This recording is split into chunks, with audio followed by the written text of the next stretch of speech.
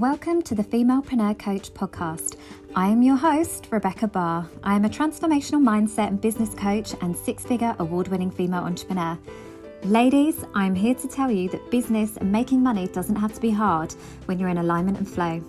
Inside this podcast, I will be showing you how to transform your mindset to program it for success, how to maximize your money vibrations, and how to redesign your business for ultimate financial and time freedom.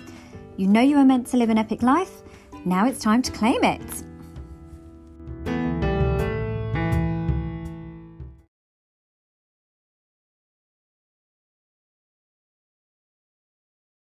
Hi ladies, welcome to another episode of the Femalepreneur Coach podcast. I am your host, Rebecca Barr.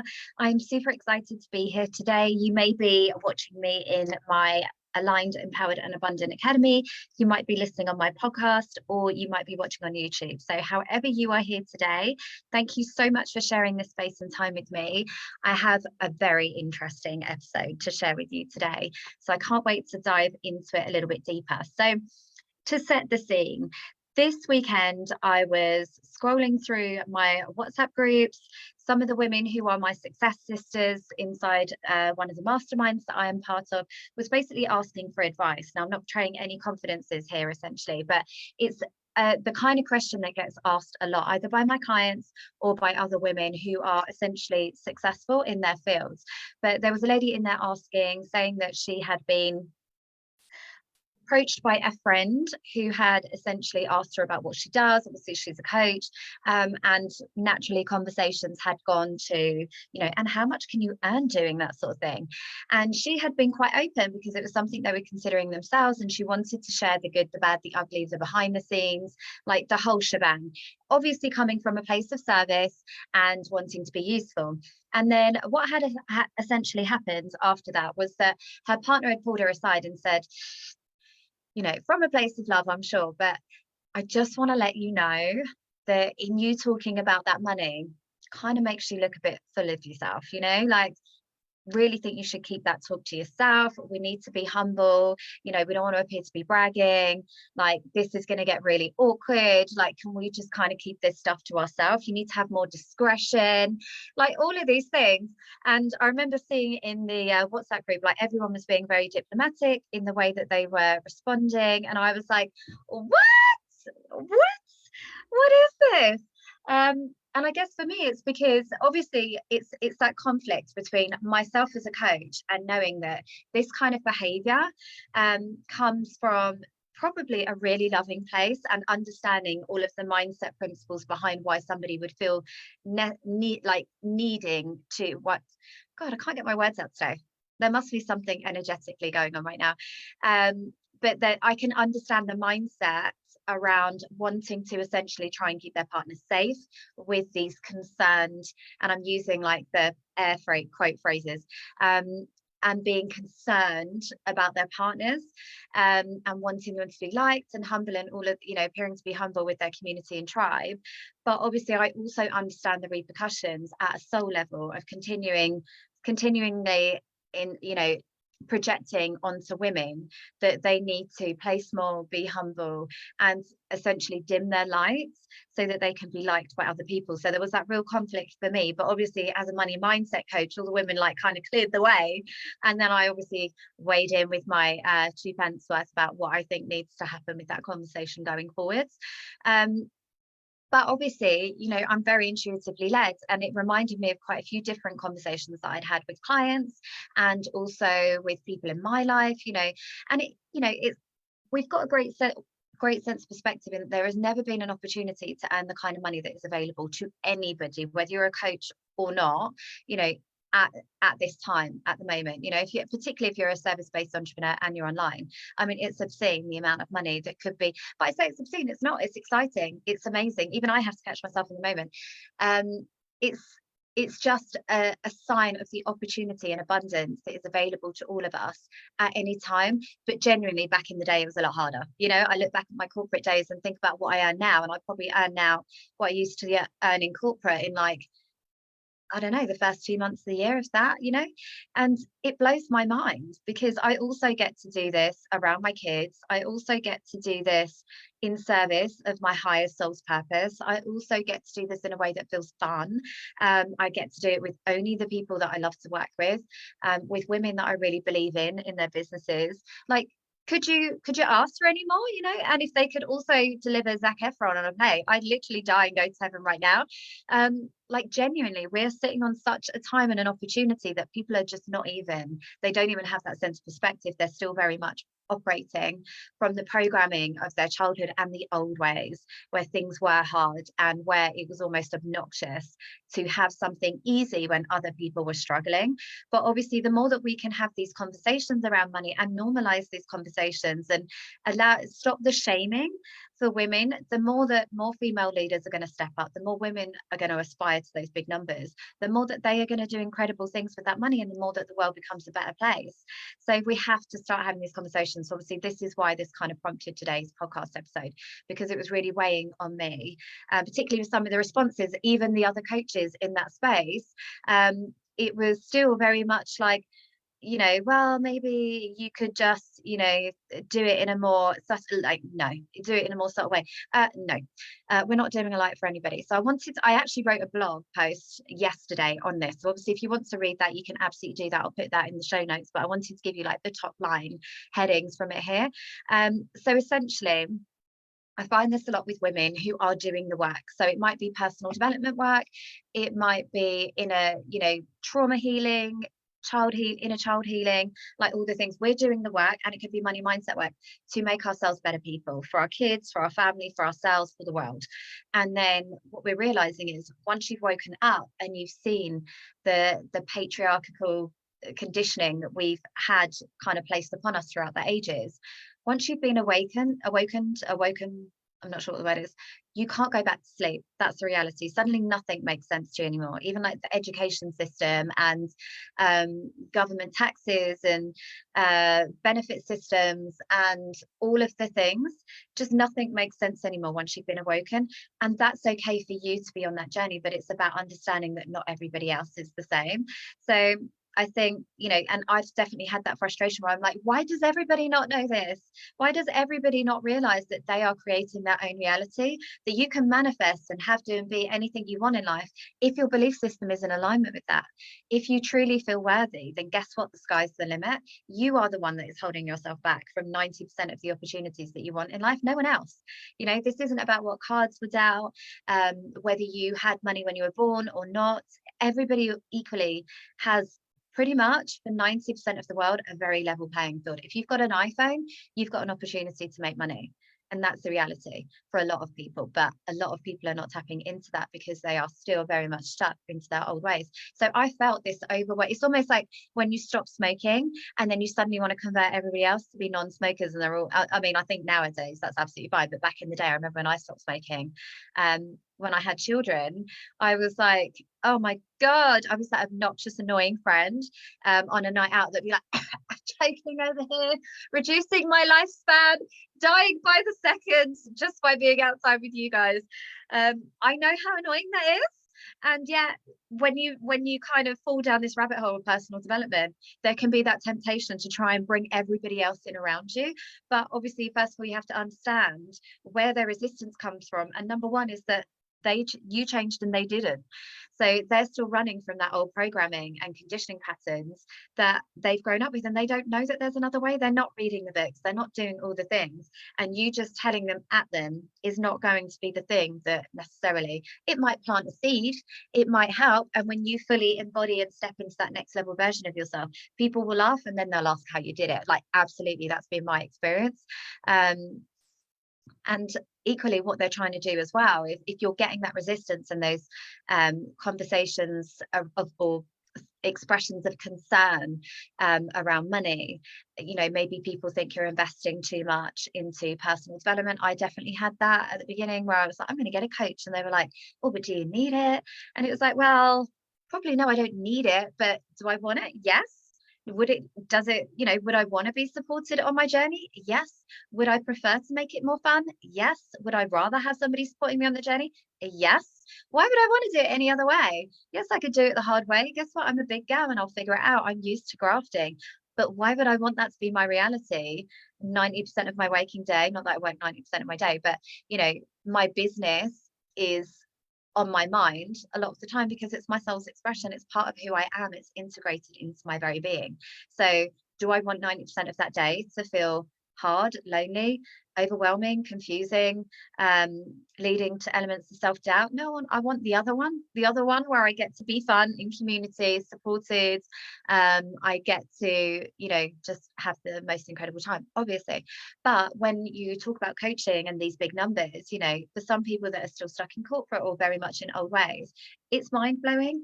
And at first I tried to educate everyone around me around, it's not necessarily about the ROI, but there will inevitably be an ROI, because as I evolve and be supported and step into that next level abundant self without any limitations, because I've got the backing and support of somebody else behind me, then guess what? That's going to manifest into more money, because I'm going to be showing up with a whole new energy, new vibe, new level, new version of me. There's going to be an ROI, but however, it's not about the ROI. People would just had their minds blown. And you know what? I just stopped telling them, because it was like, I don't need your approval for this. Actually, by me continually asking people, what do you think? What do you think? What do you think? I'm giving away my power. So if this is my decision and this is my investment, guess what? I have to kind of stop asking other people for their opinions, because all I'm inviting is their money blocks and their limiting beliefs around my investments. Why do I, they're not on the same journey as me. I don't need their approval or opinion. But equally with doing that, it's understanding that you have changed. You are becoming a newer version of yourself, the person who questions everything, the person that isn't as interested in those low vibe conversations around the school gates, or at the pub, or where you're talking about how rubbish the government is and the petrol prices and cost of living, and suddenly those conversations suddenly seem really low vibe, and diffusing of your energy. So not a good use of your time and energy when you're trying to create more abundance. So if you then suddenly don't want to, get involved in those conversations anymore, then they've lost that sense of who you are. They're trying to reconnect with the older, more familiar version of you, who does like to have that, does like to watch the news and have a moan. So understand that that is sometimes where this is coming from. They're trying to reconnect with that older version of you. Also, they want to keep you safe. Obviously, there is an element of that. People care about you. I definitely had this with my mum, where she was worried about my friends not suddenly wanting to, like, you're getting a bit too full of yourself. I'm worried, like, you're bragging. Is this going to invite trouble? People aren't necessarily going to like you. And that comes from our tribal mindset. Our very core, we're still tribal beings. And being part of a community, part of a tribe, a friendship circle that, is familiar and where we're liked, that represented our safety thousands of years ago. Actually, now, the happiest, most fulfilled, abundant people are the people that are typically don't have a very big friendship circle, because they're not trying to be square pegs in round holes. They're not trying to conform to other people's views and expectations of what you are meant to be. They are living by their own rules and marching to the beat of their own drum. It's why I don't have a particularly big friendship group anymore, because suddenly I looked around at the people that I was spending the most time with, and they didn't make me feel good. And I was like, actually, why am I investing time and energy into these friendships that just aren't serving my soul anymore? They don't add anything. They detract any things away. I walk away from these people and I feel bad about myself. I feel like I've had to justify my actions. I feel like I've had to downplay some of my achievements. I feel like I've had to pour more into them than into me. So actually, I've got a really small circle now, but these are the women that are like my ride or dies. They are the women that really get the struggles of business, that really understands the struggles of motherhood, and the opportunities that also presents. And that's absolutely fine. Do I see them all the time? Probably not. Maybe a handful of times. When I do, it's about that deeper connection. That feels better.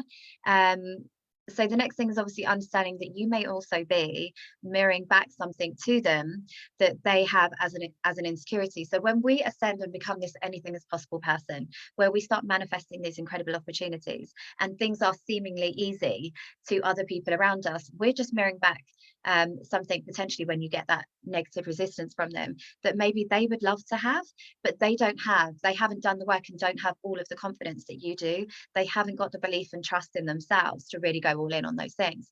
So by you essentially outgrowing them, it's just kind of highlighting the distance between you, and that they could have had it too, but they've held themselves back. I've definitely had that with family members where we grew up in very similar situations and sad circumstances, and yet I've chosen to take those adversities and turn them into power and strength and unfuckable with energy, essentially, where it's like, I've been through worse. I've got that great power of perspective in that even when things don't go right in life, it's like, okay, I've survived worse than this, I'll be fine. So I use that as strength and power and a mission and a purpose and a soul connection with my clients who have also been through the same. I've got other family members that instead have used that as an opportunity to be a victim, to allow their past to determine their future, to stay stuck, to stay small, to be disempowered. And my success just irritates the life out of them, because they could have had it too and they chose not to. And equally, I don't want to be dismissive of people's struggles, and we're not all the same, but inevitably I still believe we all have it in us that if we choose ourselves and we listen to the internal kind of desire, because essentially, right, we're all spiritual beings. We are all just as capable. We might bring different gifts to the table. We might bring different strengths, different personalities. Absolutely, we're completely unique in that sense. But we are meant to, as spiritual beings, grow and expand beyond our current reality. Like, that's just part of the growth, that part of the journey. It's the same as nature. I've always said this, but you never see a tree that is like, no, I'm good, I've grown as high as I'm going to possibly grow, that's me done. Like, there'll always be the element of wanting to push the boundaries and live to our edges, because that's just who we are and what we're here to do. We are like nature, we're abundant, we're meant to continue to grow and expand. So I think even for these people that maybe don't necessarily have that internal drive that I do, there'll still be some part of you that knows that there could be more for you, particularly in today's scenario, like today's world, where we are bombarded by easy ways to make money, by ways to when I think back to even when I first started in business, 8 years ago, social media wasn't a thing, and definitely not a thing for business. I had a local business. I didn't even have a social media page for half of that. My growth was very much dependent on the weather and the footfall in the high street at that time. The opportunities weren't there, but still I built a personal brand. And then when things progressed online, I moved, created an online store. I leaned into that opportunity. So even more reason why people, even if your past hasn't been great up to this point, you always have the opportunity to think again, to choose again, to start again. I'm 41 this year and I am just getting started. Every year I'm just getting started, because the goalpost continually moves, and it should be for you too. But secondly, what I would say as well is, when dealing with those kind of people that are really wanting to, either from a good place or from a bad place, wanting to keep you where you are, it's continuing to hold the vision for yourself and understanding, like I said before, your soul has ignited a need for change and a desire to evolve so that you can create a new reality for yourself. So even though it might not be for everybody else in your life right now, it's okay for you to still follow your path, your goals, your desires, and to be true to yourself, because ultimately that's all we have is ourselves. Even I'm a mother and I have 5 children, but I know at some point my kids are going to leave me. I'm not going to, and that's my hope, is that I grow, I nurture them so much that they become independent, resourceful, capable adults that then go off and pursue their own passions and interests in life. That's my ultimate goal, is that I create well-rounded individuals that then leave me behind. But I'm not going to negate my success in the meantime. I'm still going to be true to what it is that is on my heart, because when I do it, I could say to them all the time, go off, pursue your dreams, anything is possible, you're amazing, you're beautiful. But if actually all I'm doing is holding myself back and just dimming my light and playing small and into the stereotypical role of a mother who just sits at home and cleans and doesn't do anything, although I'm not saying that house mums are that. I don't even know what the word is. Housewives, house mums. I say house mums because they're not always a wife. I'm single. So but you know, I'm not doing any of that because that could be their joy. That could be their thing. Creating a home is one of my highest values for my kids. I love to decorate and do little bits at home and sort out Tupperware drawers and refold the boys' pants. Like, that's a form of love for me. Like, it's so funny, but those little things bring me joy. So I'm not negating the little things at all. But ultimately, I want to write a book this year. And guess what? If my kids are seeing me do that thing where I've said I'm going to do this thing, and now I'm doing this thing, that is going to empower them far more than me pouring into them every day and holding back for my dreams in the meantime. So I would say continue to hold that vision for yourself. And guess what? Not everybody is going to join you on that next phase of your journey, and that's okay.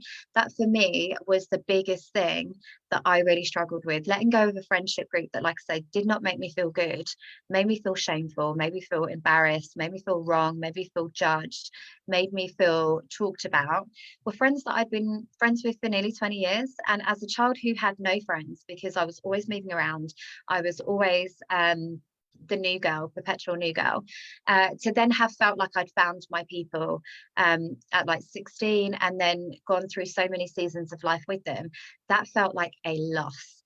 That genuinely, and it wasn't necessarily even for me, you know, I was what's the word, I was essentially what's the word, where you are cast out. I was essentially cast out from my tribe completely unexpectedly, but equally on reflection it was the right thing. I think we've been kind of growing apart, and then it was just kind of like, yeah, we don't know you anymore, because you're not here, because you're not that person, because you're not doing the things that we think you should be doing. Like you're dead to us essentially. And it felt like I had lost a family member. It really did. It was the hardest thing for such a long time, because that's what I'd wanted for such a long time, to have that connection with other women, and have that family that I never had, you know. And I really did see my friends as my family. It was a very big heartbreak for me.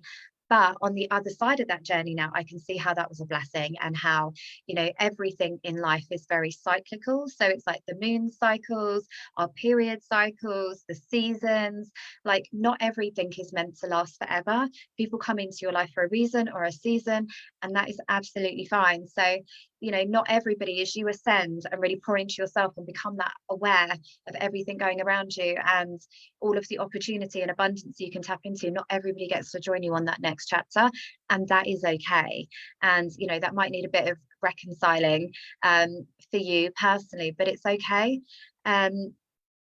And you get to decide who gets to join you, because ultimately, if all you're trying to do is create a better life for yourself, for your kids, maybe have more finances to support things on a bigger scale, and just have a life with more joy, how could people not want that for you? You know, it's really got to make you question why women, or not necessarily women, but why people would want to be keeping you stuck in your current reality if it's not actually making you happy, and that next level would.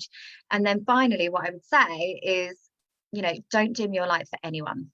If people are triggered by your new positive outlook on life and financial success, understand that it's all about them and nothing about you.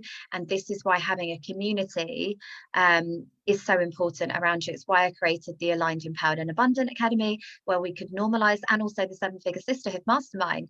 So we could normalize these conversations, celebrate success, tap into that abundance, and have those woo-woo conversations without the eyebrow raise or the eye roll, you know, where we could just go all in to that desire of there must be something more out here, and without judgment or anything else, because essentially the world needs you to step into your financial power, because good women who make good money will do good things with that money, and when one woman rises, we all rise essentially. So that's what I kind of wanted to leave you with today. I hope you have enjoyed today's episode. Let me know what your key takeaways are. Obviously, if you're watching in the Facebook group, let me know in the comments. If you're watching on YouTube, please leave me comments and subscribe.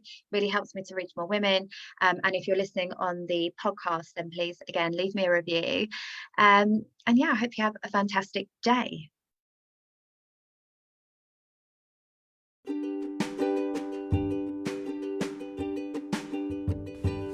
thank you for listening to this episode. It's been amazing to share this time with you, and I feel honoured to be part of your journey. If you've loved what you've heard, had an aha moment, or found value in this episode, then please do like, comment and share. I would love to connect with you on Instagram and Facebook, so come and find me, and I look forward to helping you build your epic life.